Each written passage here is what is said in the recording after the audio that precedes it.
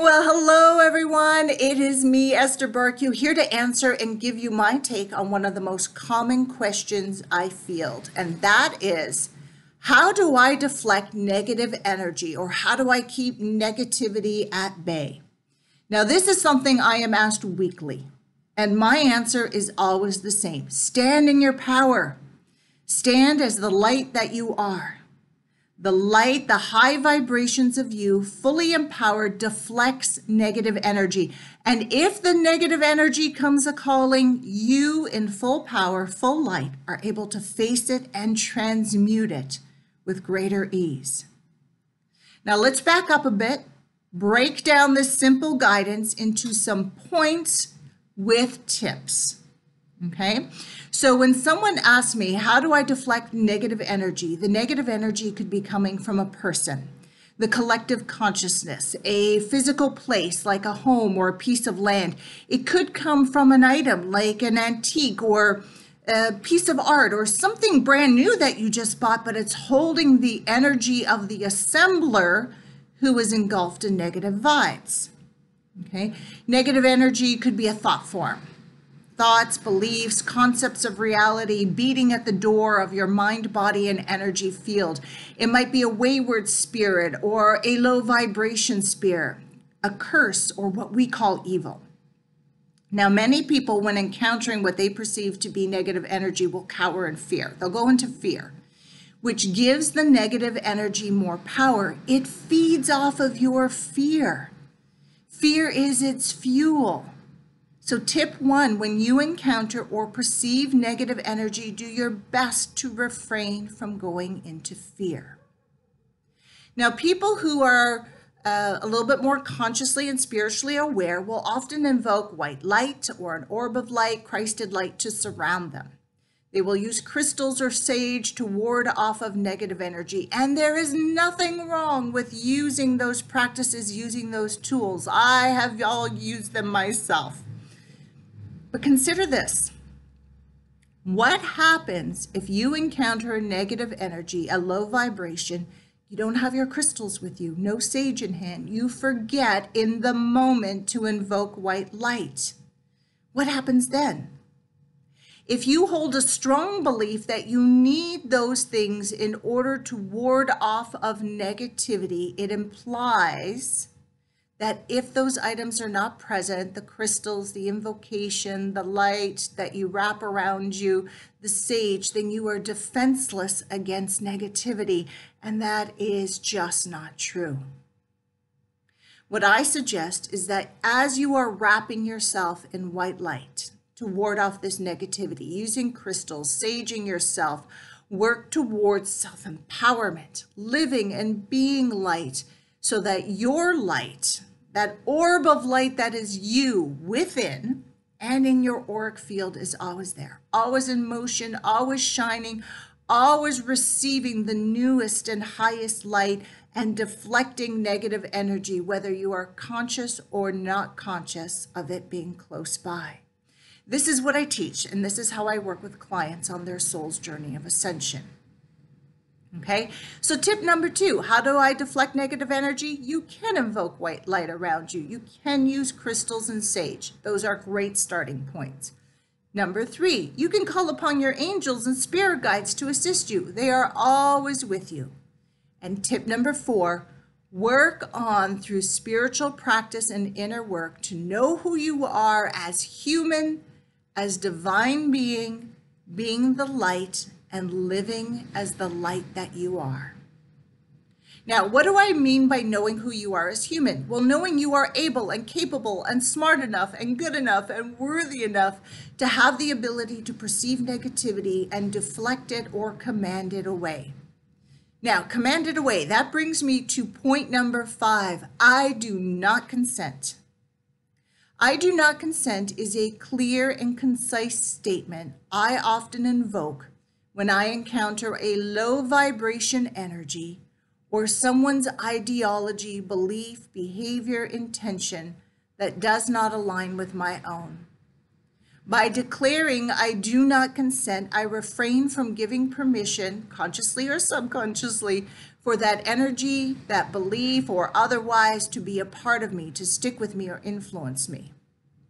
Now, do you know, and this is really important, so lean in. Do you know that when someone proclaims a belief, an intention, shows you a behavior that doesn't line up with your beliefs, values, morals, and ideology, and you say nothing, you are defaulting to a position of giving consent? No protest, no declaration, not speaking your truth gives another consent. So take a breath and let that sink in. All right, tip number 6, know yourself as divine, who you are as divine, a spark of prime creator, a child of God, an aspect of source energy. Know the character of the divine, of God, of universe, of prime creator, because you are all of that. Love and compassion and kind and all-knowing and all-being and wise and loving, all that is I am, and really understand what those words, those terms mean. You are birthed of that energy. You are that energy. And if you are all that is, if you are love, the highest vibration, who or what can stand against you, defeat you, or overpower you? None, unless you allow it and or diminish yourself. So tip 6, know who you are. All right. Tip number 7, once you know who you are as human, as divine, begin to live as love, live as I am, empowering yourself. That sparks your light, expands your consciousness. Being the love that you are raises your vibration. And that's tip number 8, raise your vibration. How do you live as love? How do you raise your vibration? How do you live as light, which deflects negative energy? Choose it. Claim it. Be the life. Love. Be the love. Live as love. Be the light. Claim your divine birthright. Claim your divinity. Claim your position as a child of God. That's tip number 9. Choose it and claim it. All right. And then tip number 10, anything that pulls you away from that space, that vibration, release it. If it's a thought, a feeling, an emotional patterning, a behavior, self-sabotage, a concept of reality, urgings, addictions, people around you, your job, your social circle, your family, location, whatever pulls you out of that space of being and living self-empowered as the love and light that you are, or prevents you from full immersion of living as your true essence, release it from your life.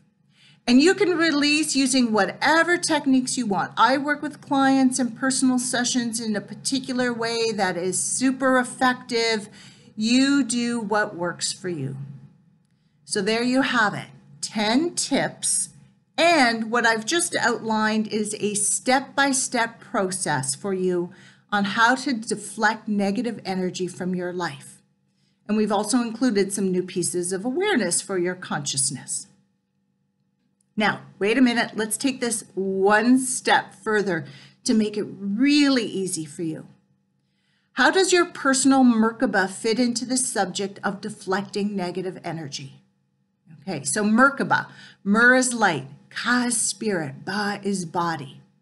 This is a pure divine energy that spins around you, encompassing your body, your auric field, and beyond, supporting you along your life path and journey of ascension in a whole host of ways. There are so many benefits to creating, invoking, activating your personal Merkaba.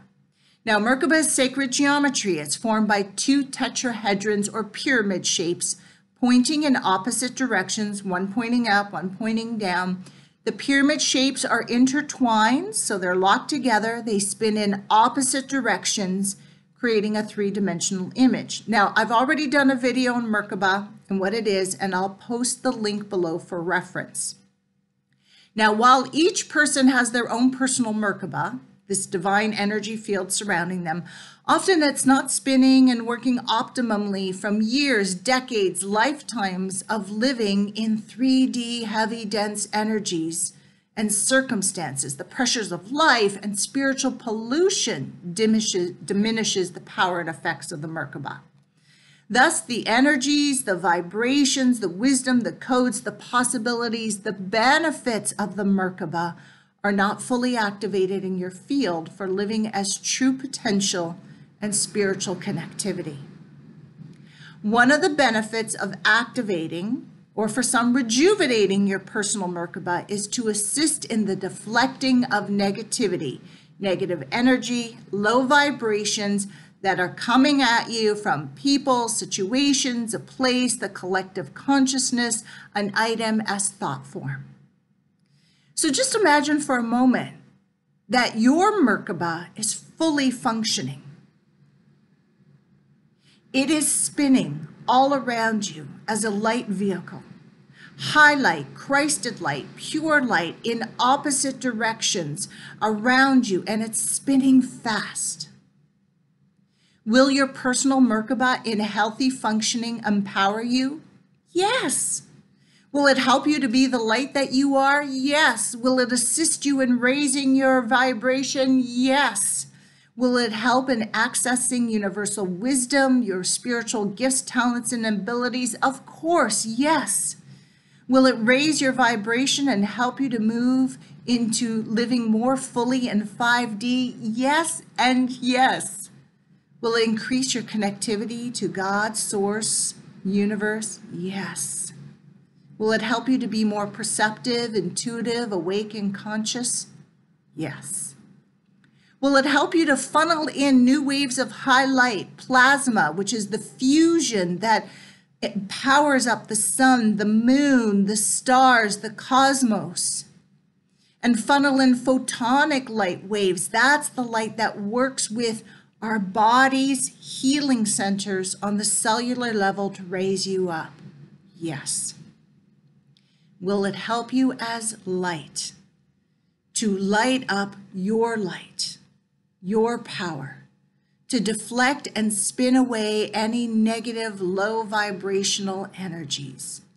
Yes. Activating and rejuvenating your personal Merkaba holds the possibilities of all of the above and more, like the Kundalini awakening, which I wrote about earlier. I'll post the link below. So if you are wanting anything I mentioned above, and or are one who asks, how can I keep negativity away from me? How can I keep negative energy at bay?